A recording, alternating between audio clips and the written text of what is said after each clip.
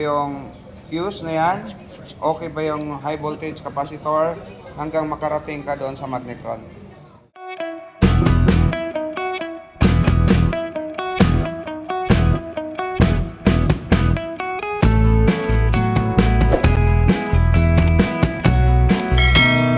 Problema nito? Ayaw Sir umandar eh. Ayaw mandar. So ganito, ang gagawin mo, i-check mo kung okay ba yung control side. So bago ka tumawid doon. So alamin mo yan kung meron bang supply na pumapasok. So gawain yan, nakasaksak na ba? May saksak ko na sir. Sige. So walang short ha, naka 220. Okay, on. Timer. Sira yung timer sir eh. Parang lost thread na rin Hindi timer. Timer. Oo nga. Bakit ganon?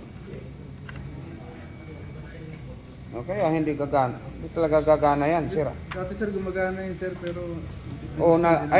Ano pala dito eh. Parang long nose. Ito, nabusalsal tong Nawala yung ring. Nawala yung ring niya, no? Okay, pihit.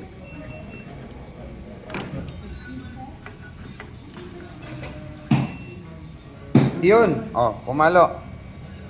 Ibig sabihin, ayos yung side na yan. Yung lahat ng latch switch dyan, lahat ng doors, yung mga door switch na tinatawag natin, okay kasi lumusot. Problema mo dyan, patayin mo yan, tapos test natin kung okay ba yung fuse na yan, okay ba yung high voltage capacitor hanggang makarating ka doon sa magnetron. Yan, tanggalin natin. Tapos, usog konti doon. Yan. Set mo ng continuity.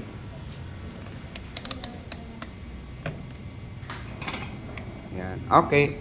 Test mo ngayon yung capacitor. Sa loob niyan, sa ilalim niyan, meron yang fuse. So, check natin yung dulo na yan, nandito. Ayan, yung dulo na yan. Yan, connected yan eh. Tapos yung kabilang dulo, ayun. Check natin kung may reading ba. Dapat yan, short. Dito na. Yan. Kabilang dulo.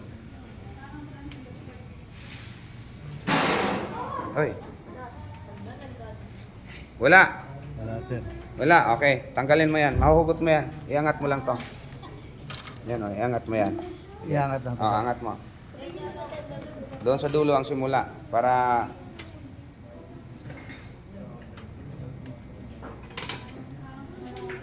Ayaw. Sige. Kung ayaw, luwagan mo to. High voltage diode na yan.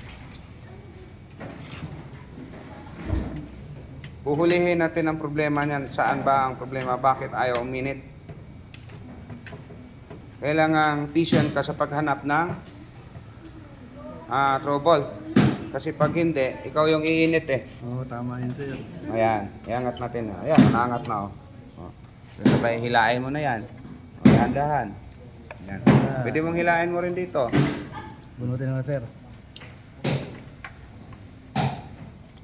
Yan. Okay. Buksan mo. Tingnan natin kung ano ang laman. Ito. Magkano lang yan. Yan Naka-clip lang yan. Sir? Yun. Tingnan mo yung fuse. Wala nang reading, di ba? Malamang sira na yan. Okay. Check na natin. Meron pa bang hibla? Di ko makita. Tester mo.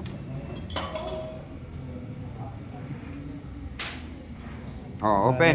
Okay. Next step. Anong dahilan? Bakit yan ay na-open? Sunod. Puntahan mo ngayon yung continuity ng capacitor. Times 1 pa rin. Yan, continuity. Uy!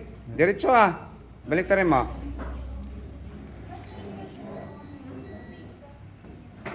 Yun. Ano ibig sabihin doon? Sira ang kapasitor, shorted. Ibig sabihin, kaya pumutok to dahil sira yung kapasitor na yan. Ngayon, sunod pa, isa pa. Hugutin mo to. Hugutin, hilain mo pababa.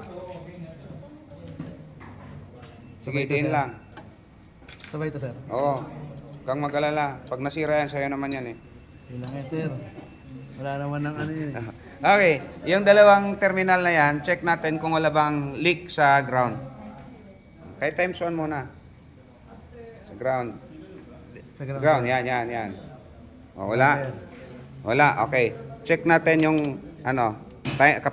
kapasitor. Sige. Doon sa ground, yung isa. Ground. Hindi makita. May umangat, di ba? Konti, sir. Konti, balik ta rin.